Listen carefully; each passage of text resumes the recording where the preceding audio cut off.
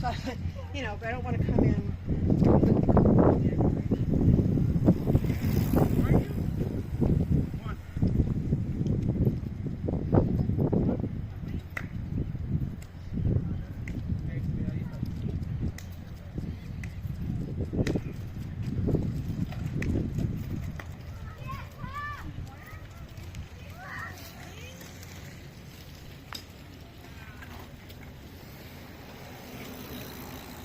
Mõne sõna peaks selgituseks, et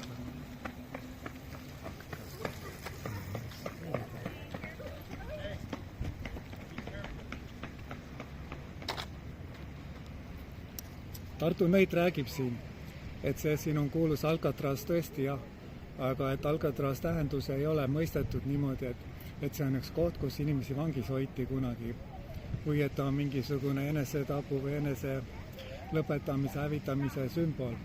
Ei, et see on aujõuetute meeste kinnipidamise koht, kuni nad saavad teada enda kohta, siis nad saavad ehk lahti sealt.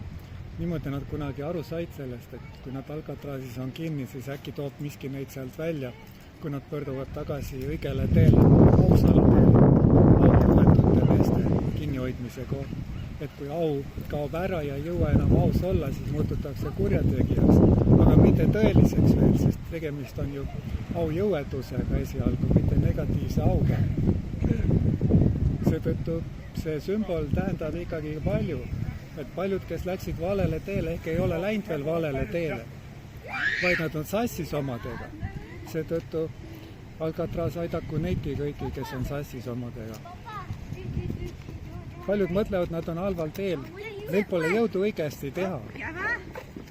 Muidu nad ei oleks sellised. Aga osad on üldse potentsiaalselt ja põhimõtteliselt kurjategijad, autud, negatiivse auisikud. Et need jätame kõrvale, et Alcatraz ilmutus 00 nüüd või et sellest oleks kasu kõikidele 00 nüüd. Ega ta asjata ei ole üles peetud veel kümneid ja kümneid aastaid pärast seda, kui ta ei ole kasutuses.